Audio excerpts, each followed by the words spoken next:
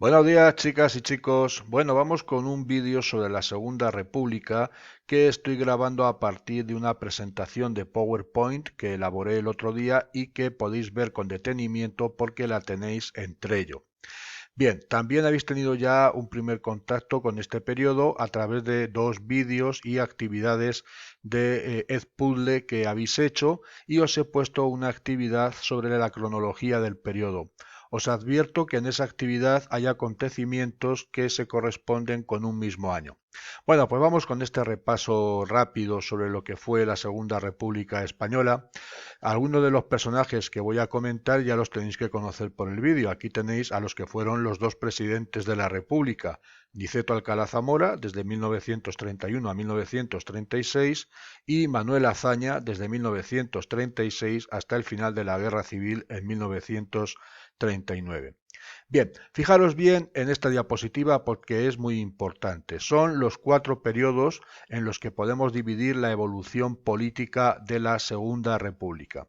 El primer periodo va desde la proclamación de la República hasta la aprobación de la Constitución republicana en diciembre de 1931 y es la etapa en la que el poder está en manos del gobierno provisional y este periodo es el periodo constituyente porque es el periodo durante el cual las Cortes Constituyentes que salieron de las elecciones del mes de junio elaboraron la Constitución que fue aprobada y entró en vigor en diciembre del mismo año.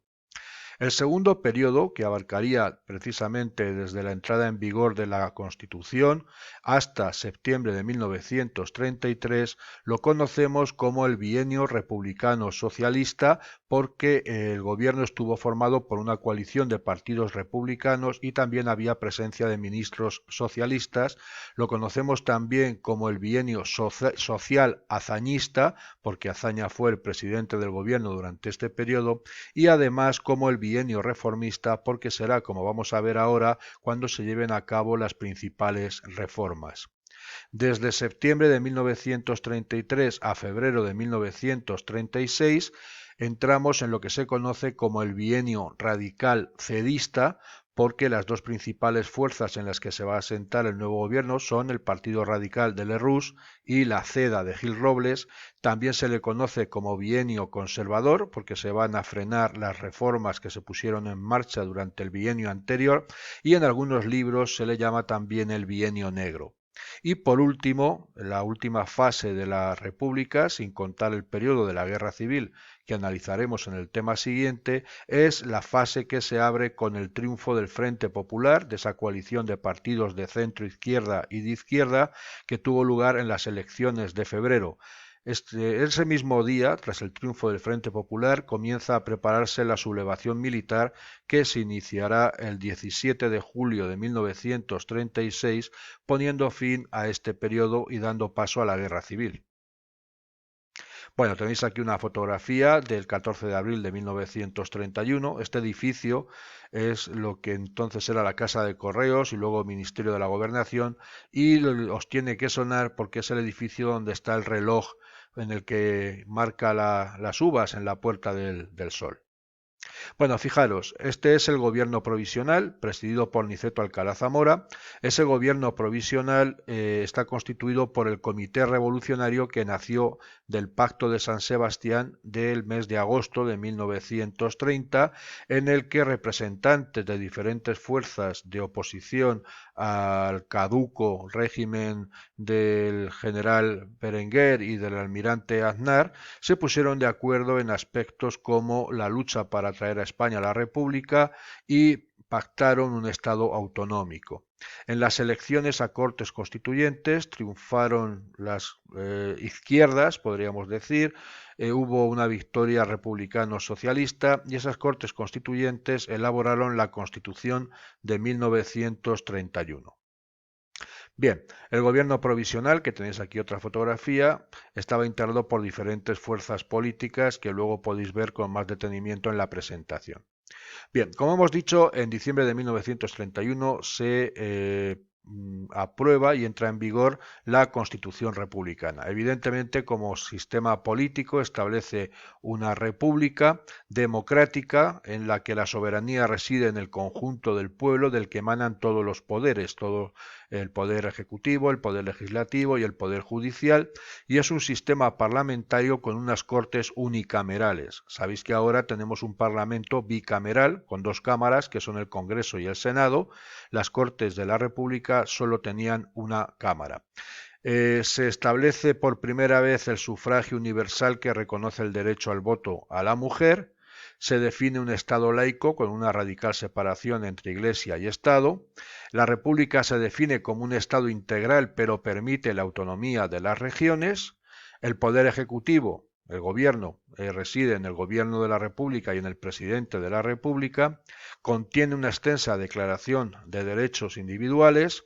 Subordina la propiedad al interés general, es decir, pues se puede expropiar con indemnización por cuestión de interés general, y establece la igualdad ante la ley, la libertad de opinión, la libertad de cultos, la enseñanza primaria gratuita y obligatoria en manos del Estado, y también reconoce el derecho al divorcio.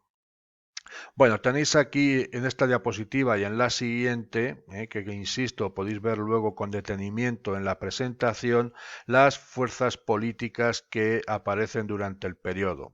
Aquí tenéis en esta diapositiva las fuerzas de centro izquierda y de izquierda, y la fotografía de tres personajes: Marcelino Domingo, que era el líder del Partido Radical Socialista, y los miembros del PSOE, Indalecio Prieto y Largo Caballero.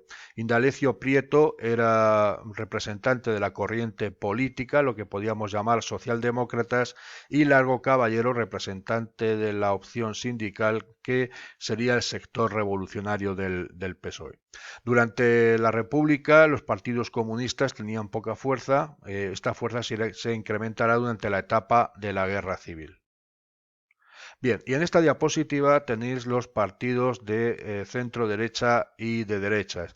Y os he puesto también algunos personajes. Gil Robles, que era el líder de la CEDA, la gran coalición de derechas que se va a formar a partir de 1933, Calvo Sotelo, líder de Renovación Española, y José Antonio Primo de Rivera, que fue el fundador de la Falange, que luego se fundirá con las Juntas de Ofensiva Nacional Sindicalista, y el partido de José Antonio sería un partido de inspiración fascista.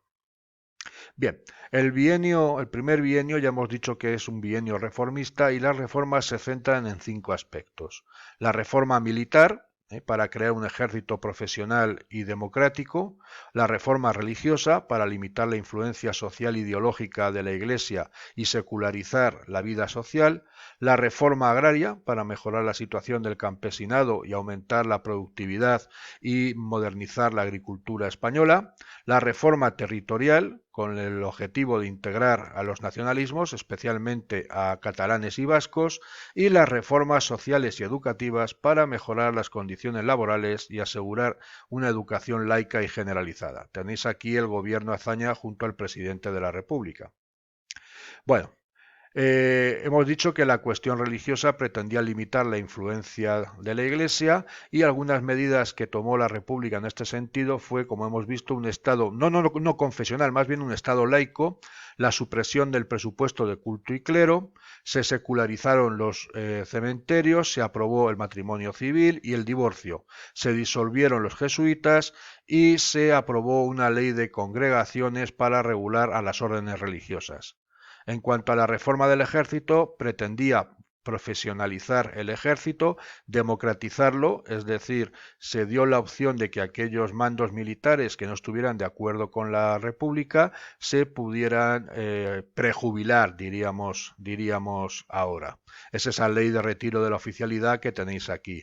Se cerraron algunas de las academias militares porque había una macrocefalia, es decir, un exceso de oficiales en el ejército, y todo ello va a contar con la oposición de los militares más conservadores, muchos de los cuales habían hecho su carrera en África, por eso se les llama los africanistas, que luego serán los protagonistas del levantamiento militar de julio de 1936.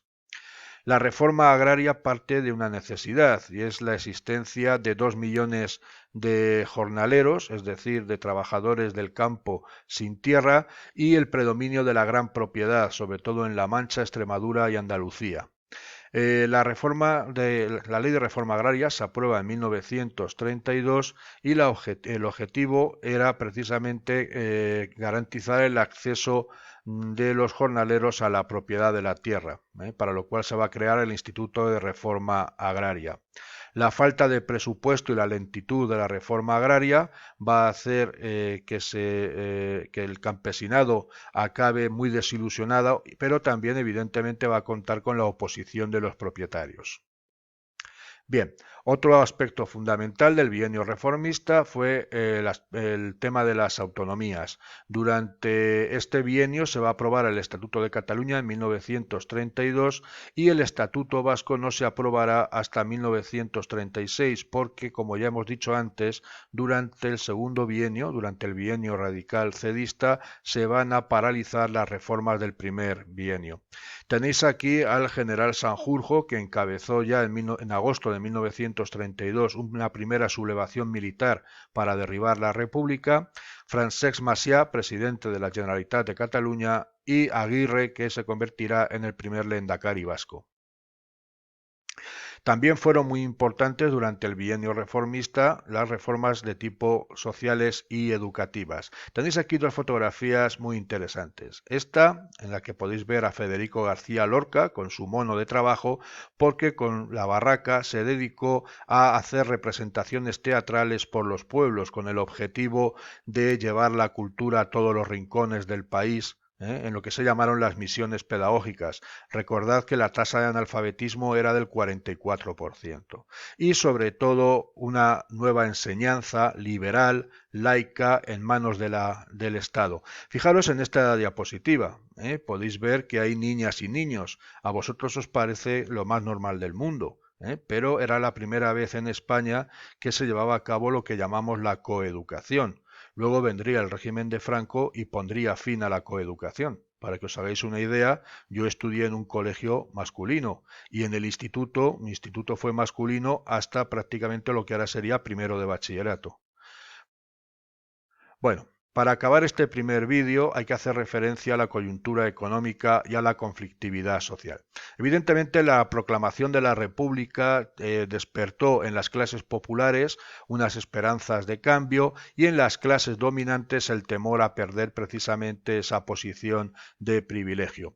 Desde el punto de vista económico, la proclamación de la República vino en un momento bastante complicado como consecuencia de lo que ya conocéis, que es la crisis económica de 1929.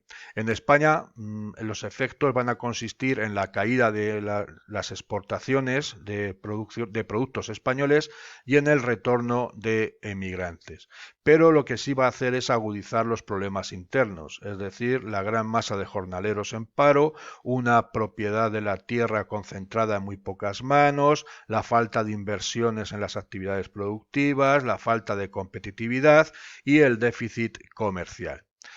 Además, toda esta problemática va a generar en una amplia conflictividad social, sobre todo protagonizada por los anarquistas de la CNT y de la FAI, que desde el principio se van a enfrentar al régimen republicano. Tenéis aquí dos fotografías del episodio más famoso, que fue el de Casas Viejas en enero de 1933.